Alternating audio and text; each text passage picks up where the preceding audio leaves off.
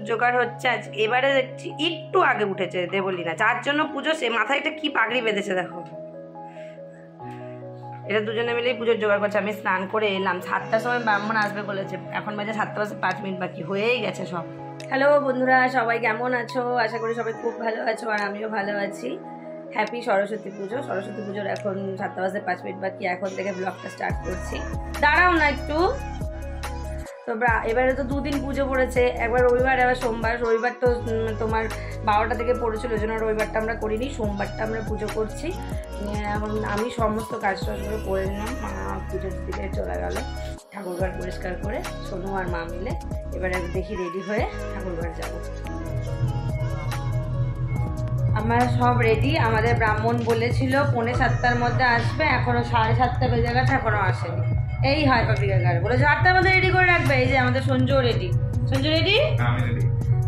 সঞ্জু সোনুকে নিয়েই প্রবলেম, ওরা খুব লেট করে, অথচ ওরা অনেকক্ষণ আগে প্রায় 1/2 ঘন্টা হয়ে গেল দুজনেই রেডি হয়ে গেছে, তো এখনো পাপি কাকা এলো না। আমাদের পুজোর জোগাড় রেডি। সরস্বতী পুজোতে তো খুব একটা জোগাড় লাগে না, তো আমরা সব রেডি হয়ে গেছি। এখন আমাদের ব্রাহ্মণ গেছে ওপরে পুজো করতে, তারপরে আমাদেরই কাকি শাশুড়ি বাড়িতে গেছে পুজো করতে, তারপরে আমাদের বাড়ি আসবে।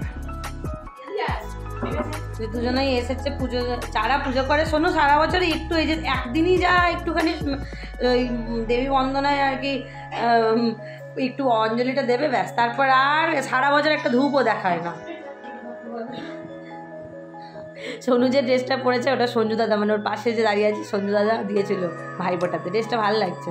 তারপর থেকে তো শীতকাল পড়ে গেছে, পড়াই হয়নি।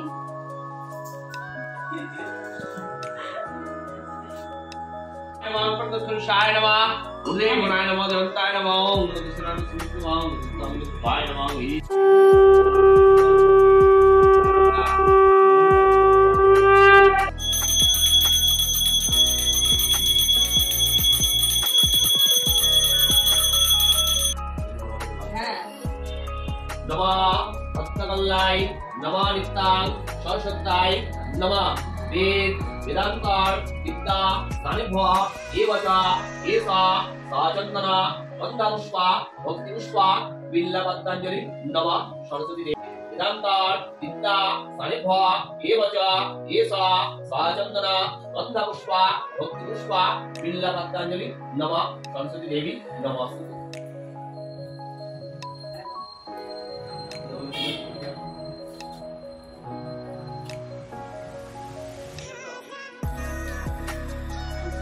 नमः वंदकल्लाय नमः नित्यां सरस्वत्याय नमः।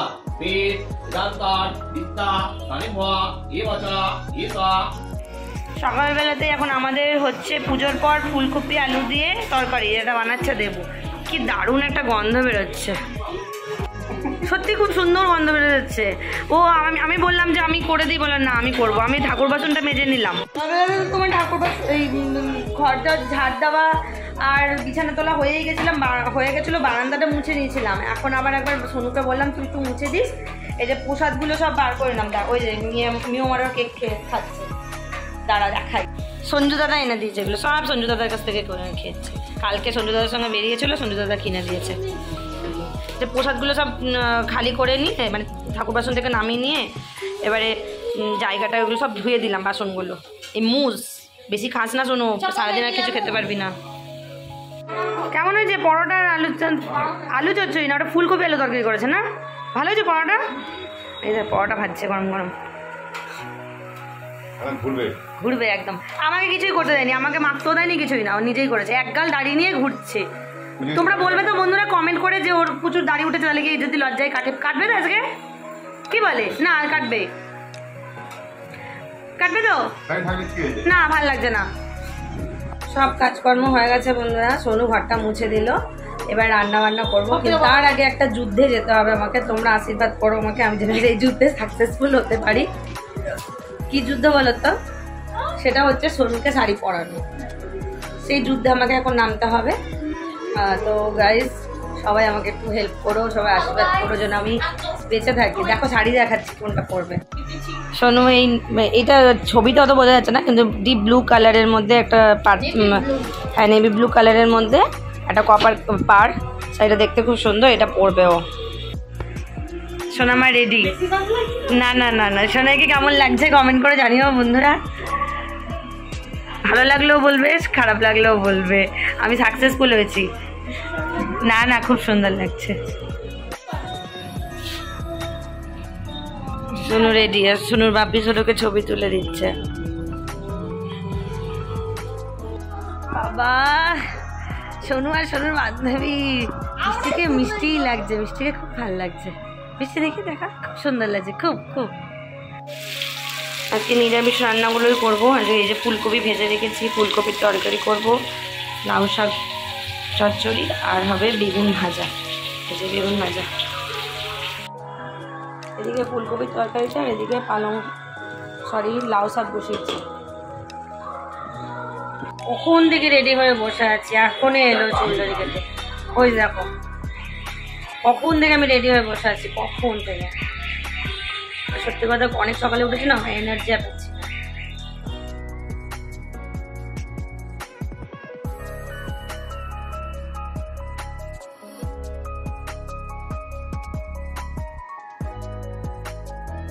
কালনায় তো সরস্বতী পুজো বিখ্যাত। তো সরস্বতী পুজোর দিনের বেলাতেও আমরা ঠাকুর দেখতে বেরোই। এই টুকটাক সামনাসামনিগুলো আমি দেখেছিলাম ভিড়ের জন্য, আর রাত্রেবেলাতে ভাবলাম কিছু কিছু হয় না যেগুলো রাত্রেবেলাতেই ভালো লাগে।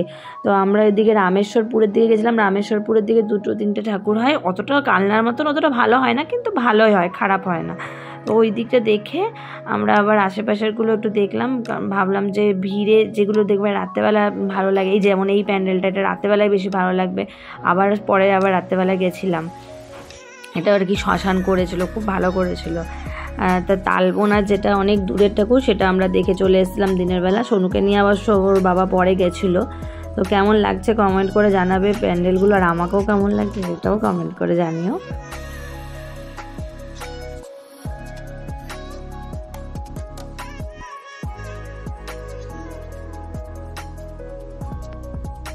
চারিদিকে এত গান হচ্ছিলো, তাই সব সাউন্ডগুলোকে মিউট করে দিলাম, নাহলে আবার ওদিকে কপিরাইট হয়ে যাবে।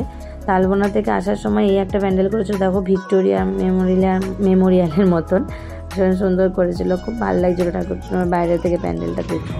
তো কাছাকাছি ঘুরে টিকিট পেয়ে গেছিলো। দুপুরকে বললাম দুপুরবেলার উল্টোপাল্টা কিছু খাবো না, আখের রস খাবো, নাহলে আবার পেট খারাপ হয়ে যাবে। ঠাকুর ঠাকুর দেখতে আর যেতে পারবো না, আবার অফিস ছিল আমার মঙ্গলবার থেকে। এটা করেছিল মহিষমন্দিরের দিকে, মহিষমন্দির তলার দিকে। ব্যাস ওই টুকটাক দেখে আমরা বাড়ি চলে এলাম। কী হারে রাস্তায় ভিড় দেখো সরস্বতী পুজোর দুপুরবেলাটা। এই 4 দিন আমাদের এখানে দুপুর রাত দু বেলাতেই প্রচুর, আর দিনের বেলাতে না বাইরের লোকরা বেশি আসে। 3:30 বাজে বন্ধুরা, বাড়ি এলাম। ঘোরার থেকে এই জ্যামে পড়ে যাওয়াটা বেশি বিরক্তিকর ব্যাপার। তবে এটাও আমরা শুধু না, সবাই তো বেরোবে ঠাকুর দেখতে, তাহলে তো দেখতে হবে। যাই হোক, দারুণ ঘুরলাম। আবার রাত্রেবেলা ঘুরতে বেরোবো। রাত্রেবেলা আবার ঠাকুর দেখতে বেরিয়েছিলাম। এটা দেখো, একটা বাঁশের ওপর মূর্তিটা তৈরি করেছে। অনেক ঠাকুর হয়, কত দেখাবো। পুরো ব্লগগুলো তো আর দেখাতে অনেক বড় ভিডিও হয়ে যাবে বন্ধুরা, তাই জন্য পুরোটা করতে পারিনি, আর করিও না, কারণ এই ব্লগগুলো করার মতন আলাদা করে সবাই অনেকে করে।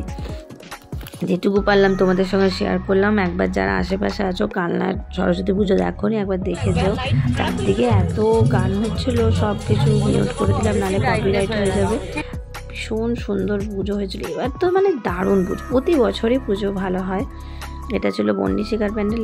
এটা হচ্ছে রয়্যাল। প্রতিটা ঠাকুর একটা থেকে একটা সুন্দর। এটা হচ্ছে জুবলি, এটা হচ্ছে রয়্যালের ঠাকুর। যারা কালনার মধ্যে আছে তারা জানে।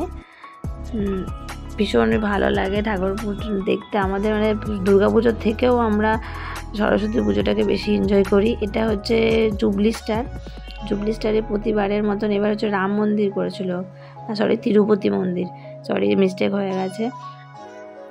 আর এটা হচ্ছে টেল স্টার। এই পুকুরের ধারে ধারে লাইটিং করে, এত ভালো লাগে। পুকুরের জলেতে যে লাইটিংটা রিফ্লেক্ট করে না, ওটা আরও বেশি ভালো লাগে। অসাধারণ লাইটিং। একবার ভালো লাগলে একটু প্লিজ লাইক করে দিও।